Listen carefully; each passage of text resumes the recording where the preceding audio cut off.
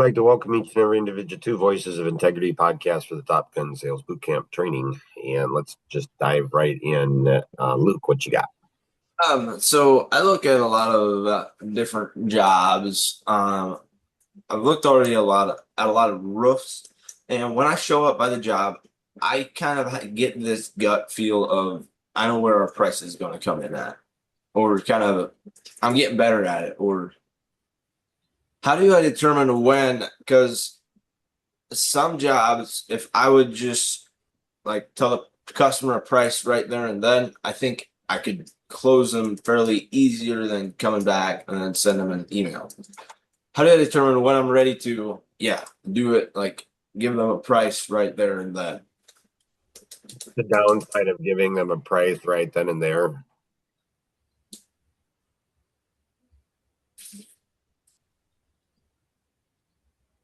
They don't have to wait for it, or like being too Okay. available, or Okay. So they might not think that you've put enough work into it. mm-hmm. So when that guy came out to do the pest control thing, he went ahead and he had a system in place where he just, he texted me or he emailed me the bid right away. And I mean, it's wham, bam. Thank you, ma'am. I mean, it's like everything is right there. The key is to make sure that you're not doing too fast. We know that the expressive and the driver tend to close too quickly. The amiable and the analytic tend to close too slow. So in coaching, you coach the amiable and the analytic to close faster, and you you coach the expressive and the driver to close slower, or to be very intentional and very much aware of the situation. Now, if you're tracking your sales closing ratio closely, then you can watch that. But in the sales closing ratio, let's say you change your strategy, your sales closing ratio goes down. You think it's because you did the quote there. So you changed part of the strategy and your sales closing ratio went down because of that. But what other reason could it be? Maybe if you give them a quote right there, then maybe when you come back to the office, you don't track it closely. Well, that's just stupid. I mean, not what you said. It's stupid not to track it because of the 30 boxes here, there's only one box of the 30 boxes where it says track 100%. So it doesn't say 99%, it's 100%. So if somebody's not tracking 100% of their leads, that's just stupid. And a lead is typically defined as someone who's expressed interest in your product or service, and you have some type of contact information from them, email or phone or something like that. Mm-hmm. So a lot of times people jump to conclusions on things and they think, oh, this is the cause and the effect. So that's another one of the things that I learned in college was statistics. And so statistics are fascinating things. You can find statistics to prove anything you want to prove, which kind of defeat the whole purpose of statistics. So Tom Kuntz he went ahead and he said he wanted to do research on homeowners. So he's president of Century 21. He goes to one of his top guys who used to work for McDonald's and political campaigns to do research. And the guy says, so Tom says, hey, I'd like to do research on consumers buying homes. And the guy says, okay, good. What results do you want? Tom looked at him and said, I just want to find out the truth. He's like, oh, you want to find out the truth? I guess we can do that too. So he says, Tom's like, what do you mean? He's like, well, we can ask a question in a specific way to get the answer we want to get. So I was talking to Patrick Ryan yesterday, and biases. And so a bias is where we see something that we want to see and we factor out other pieces. So if we don't like doing what we're doing, we'll find a whole bunch of evidence against that. If we like something that we want to do, we'll find a whole bunch of evidence to support what we like. It's not the truth. It's an illusion. It's a delusion. That's in business and in life.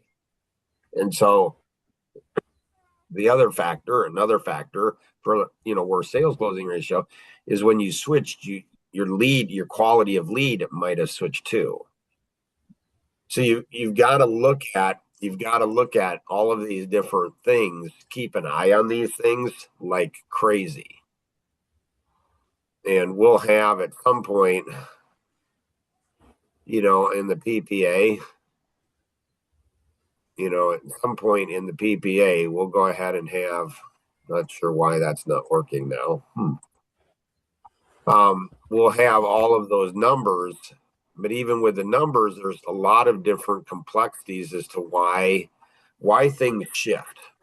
And you've got to keep an eye on those. Like your sales can go up, but your sales closing ratio is going down. What does that mean?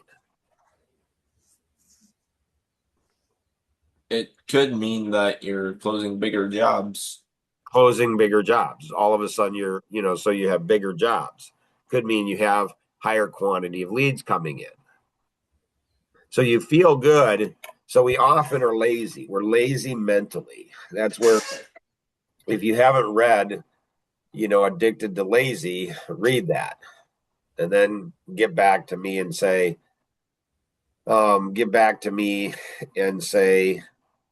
Mark, it didn't work for me. And I'll say, oh, cool, you know that. And then we'll have to enhance it. So my guess is that you and Kenny and Nora probably haven't, gotten Kevin to go ahead and go through the leverage course.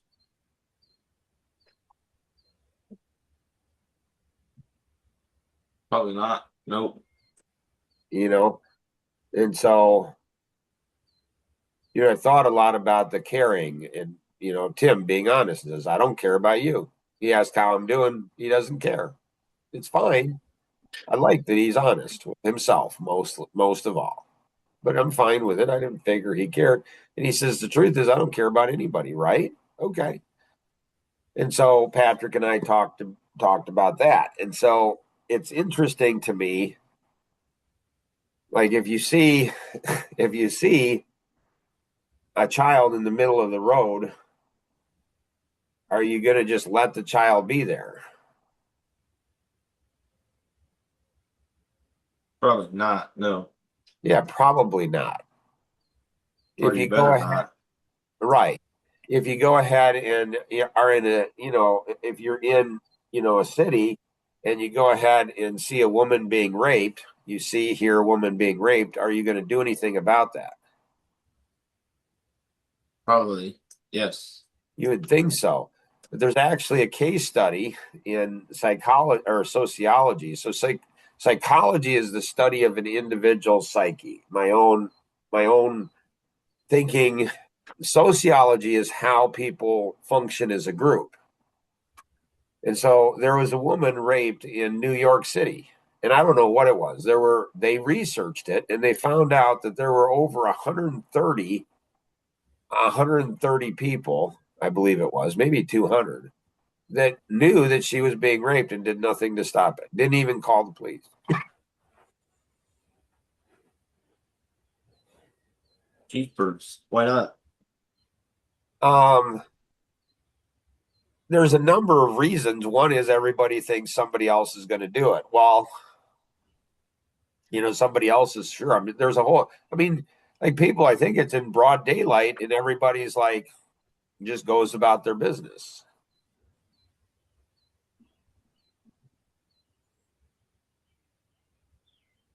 And so then I was thinking, like, I don't understand.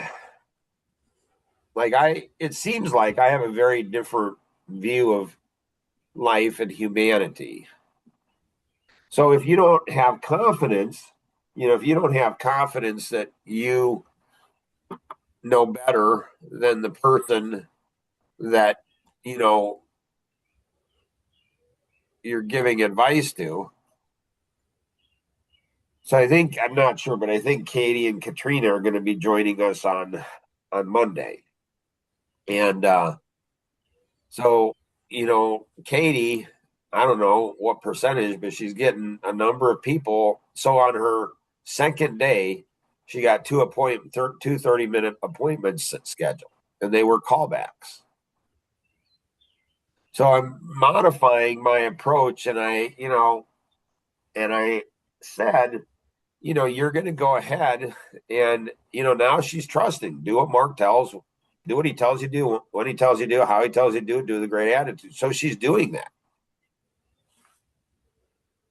And I said, that's probably going to stop because you're going to become arrogant. You're going to think you know more than me. Like Mikey, my 3-year-old grandson, he knows more than grandpa, he thinks. He thinks he can walk across the parking lot, to get water out of the van because he's thirsty. And, he doesn't need to listen to grandpa. And we as adults kind of laugh and shake our head, but we don't realize, well, are we any better than Mikey? Maybe not. So do you guys care about Kevin? Do you care about one another? It doesn't seem like it. So if that's the case, why don't you? Do you care about me and the time that I invest into all of you? It doesn't seem like it. It seems like you guys take that for granted. And so, because I'm in a season of life where I can just, okay, they can do it. And so I've said something to you guys, I've said something, and it goes back to when I was 23, 24 years old. It was just, I don't think I've shared this story. I'm pretty sure I haven't. Almost positive. So I'm 23, 24, get promoted into leadership. And I don't have the experience. I don't have the experience in leadership. So, I'm 24 years old and I don't have the experience so there's people in their, 30s, 40s, 50s that are doing sales and I'm managing them.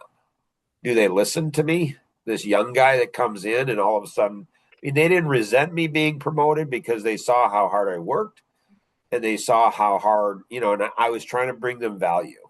So they didn't resent it. They weren't out to destroy me like him going to get, I should have been promoted. They didn't think that, but they wouldn't listen to me. And so what strategy did I use? I used the strategy. Go ahead. Man with the briefcase. No, I didn't know about that then, and I don't know that would have worked. I just started putting all my energy into new people. And then these young salespeople came in. They didn't have the experience. They didn't have anything. And then they just started kicking people's butt. So if Katrina or Katie come in and kick everybody's butt, well, more experienced people go ahead and listen, hopefully. So I've asked you guys, so James McDonald, Dr. James McDonald says familiarity breeds contempt. What does that mean? It means that we're familiar with things, we're comfortable with things, we get to know things. And so it's almost like I've become a dad to the three of you guys. And, so you guys have perceived weaknesses of me. Now, those weaknesses may be true. He's too harsh. He's too mean. He's too this. He's too this. He's this and this and this. So just like, your dads, you don't listen to your dads so much. So you just like, okay, I'm not going to listen to Mark. I'm going to pick and choose what I listen to Mark on, which is fine. You guys are adults, whatever you want to do. So what I need to do is just move on, find somebody who'll listen to me and help that person just see phenomenal success and hope that they'll go ahead and listen to me longer. That's what I told Katrina yesterday. She giggled, you know. So, um, you know, so Kevin, you should get into leverage and go through the course. And so, Kevin, how are you going to make most of your money in sales? With leverage? Okay, leverage. And what does that mean specifically for you?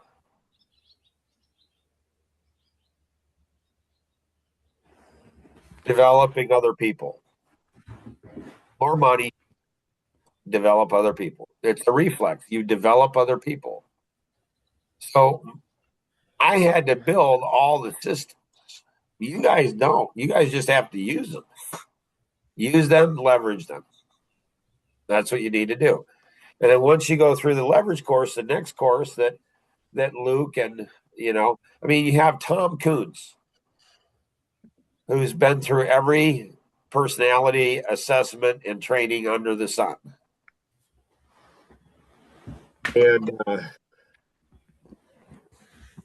and he says that the personality stuff is the best training he's ever seen. He said it changed my life. He said, I mean, he went so far as to say he'd been married to his current wife for, I don't know, 20 years, 15, 20 years, his ex-wife.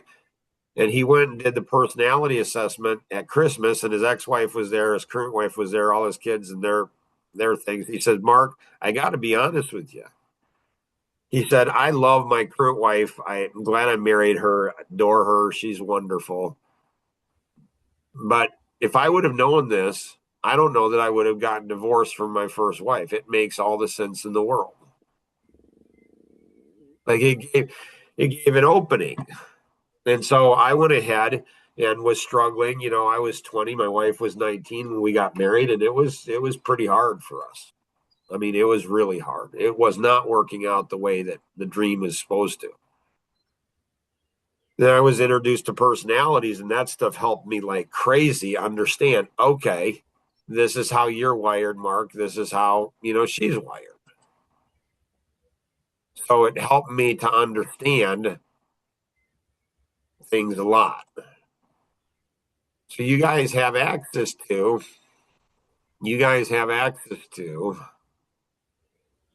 a bunch of courses. I don't know if I can quickly find those. So there's a library of courses that you guys have access to.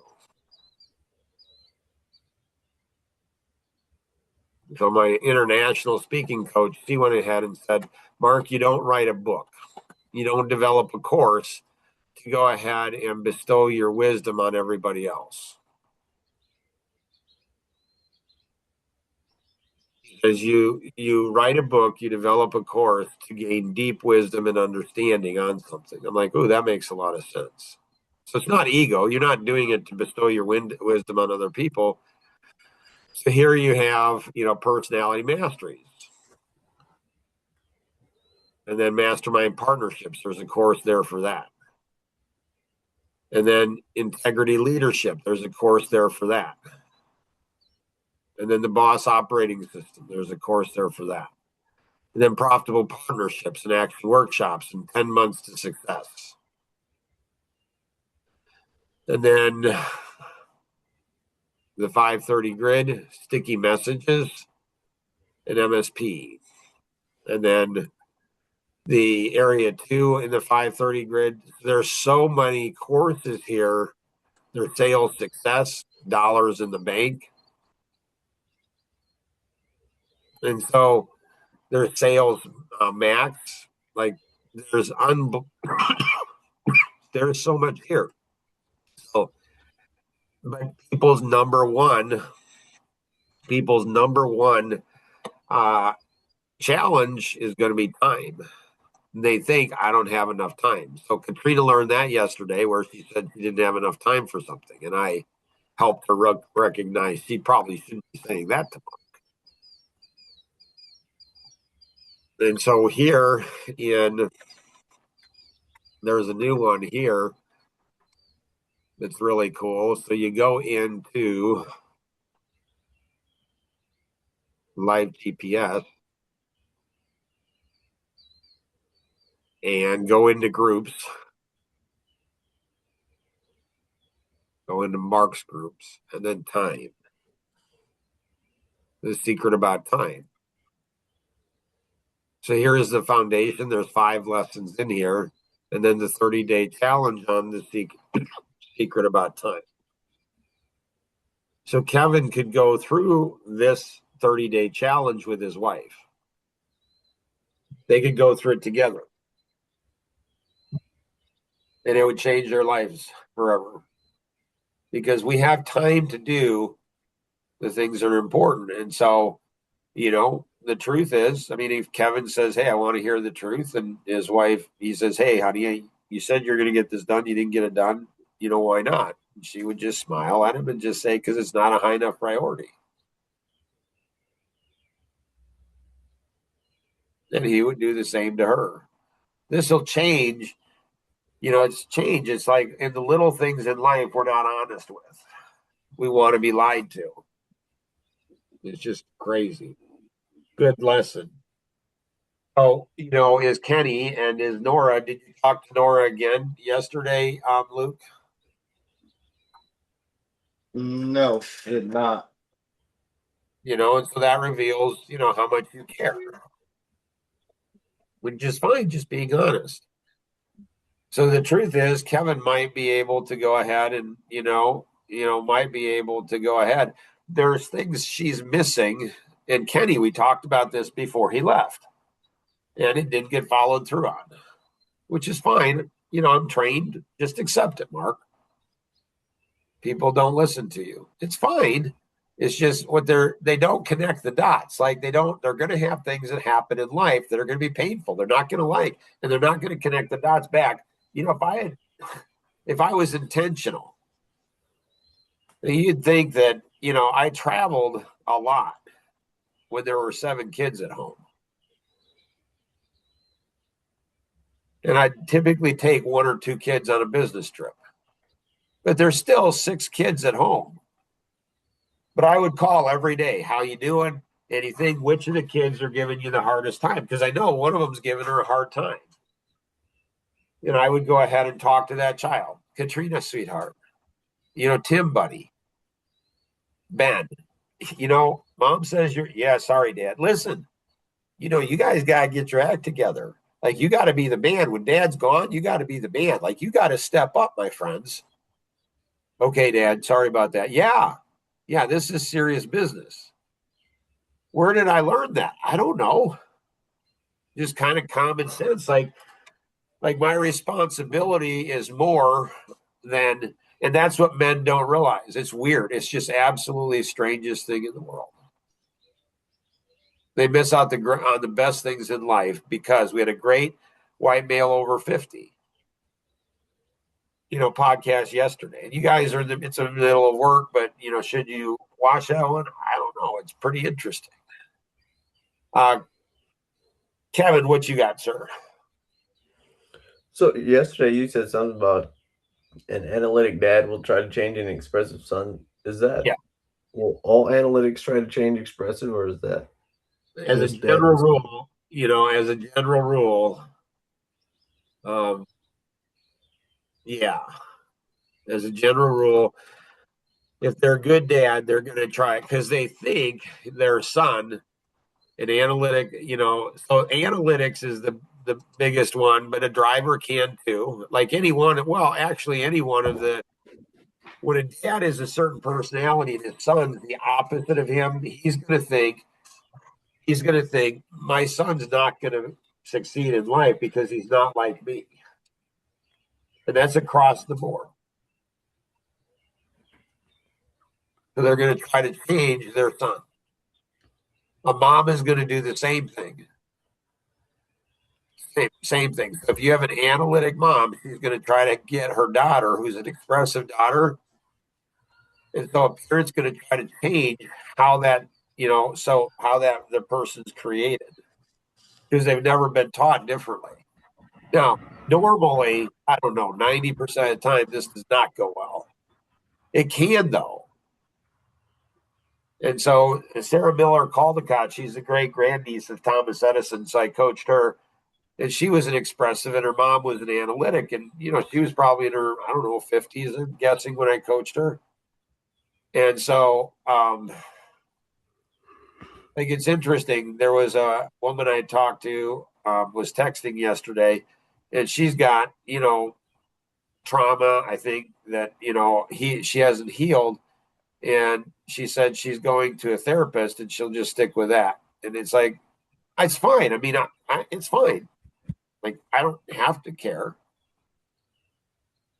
But I mean, if you haven't been healed in 10 years, do you think that maybe something's not, and you're okay with it? You're okay with not being healed. Like, is that working out for you? And so what the parent is trying to do is be a good parent. And so, Jonathan and Tim and Ben and Jonathan both are amiable, expressive personalities. I'm a driver analytic. I'm opposite of them. I knew that they were created very different than me. So that's good. And so I can learn some things and did learn some things from them, but they're going to have substantial weaknesses too. And I can see that as a dad. So what I can do is if I can figure out how to give them my giftedness and can blend it with their giftedness, that becomes very, very powerful. There was I had a cousin and her son. He was a police officer in New York, and he got killed in the line of duty. And his wife, they had a little boy, I think, and his wife was pregnant. And when she heard that her husband got killed in the line of duty, shot in a domestic right above the chest, the bulletproof vest, and died. When she heard he died, she went into labor, and the little girl was born, and her birthday is on the day that her dad got killed in the line of duty. Just unbelievable tragedy. And I was talking to the dad, my cousin's husband, and I said, what do you miss most? And he said, I miss my son. He and I would talk every day. Hey, how'd it go? I had this and this and this and this and this. And so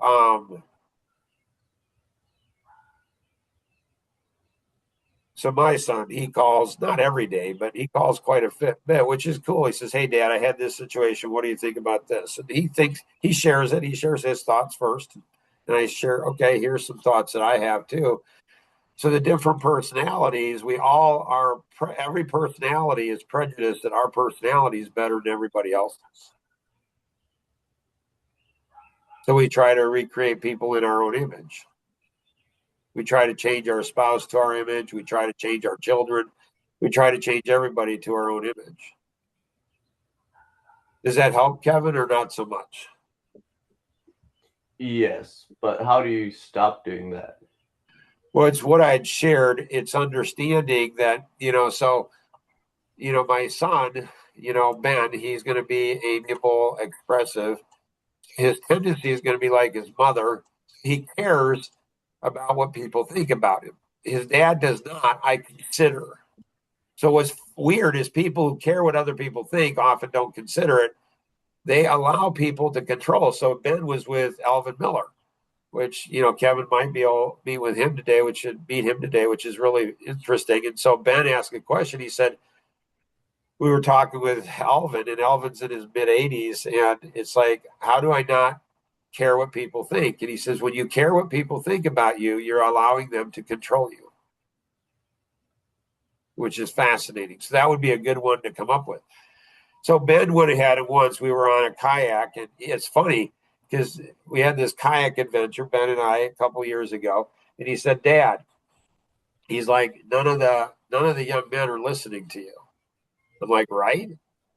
And he said, "Do you know what you can do to change that?" I'm like, well, "I'm game." Said, "Get a bunch of young, attractive women," and he's right. Now, I didn't go ahead and say get them to sell more, but that's what I'm aiming for because that's what I did with Mary Glavin when I was 26 years old. All the salespeople, by and large, were young males, and brought in a young female, and she changed everything. I mean, she changed everything. So I'll never forget with, with Elaine, I told her to Coffee Connection, people are going to listen to you. She says, "You don't understand the Amish. They don't, they don't listen to women." I said, "They'll listen to you. They will listen to you." And so they're going to listen to Katrina. They're going to listen to Katie. Shoot. We had Brooklyn, who's 10 years old, and she was so attentive. She's more attentive than the young man. She's down there, watching her older sister do it. I go down and see if she needs anything, and she's really cute and attentive and everything. I said, "Is there anything I can do?" "No." "Like, are you enjoying it?" "I am. What? I just like watching my sister work." Like, "Okay, you go, girl." So what you do, Kevin, is you understand that, like as a dad, you understand that if you have a son and he's different personality than you, that he's got gifts to give you as much or more than you have gifts to give him. So you appreciate how he was built differently than you, and you learn from him as much or more than he learns from you. Does that make sense, Kevin? Yes. And as you develop other people, the same thing. Like there are definite strengths to Mark Boersma and being a driver analytic, but there are definite weaknesses too. I seek out like Mike Bailey. He's a double expressive and a double amiable. He has natural gifts. I do not. He appreciates my gifts. I appreciate his gifts. And that's when magic occurs. That's when magic occurs in a marriage. It's when magic occurs in a family. It's when magic occurs in a sales force. It's a magic occur that in a business or in a church. It's honoring and respecting other people, and it's very hard to do because other people irritate us a lot. Anything else that either of you guys have? No. Hopefully, you guys will get Kenny to watch these two. Hopefully you'll get him to watch these two because these are important. Luke, do you remember the thing that he missed?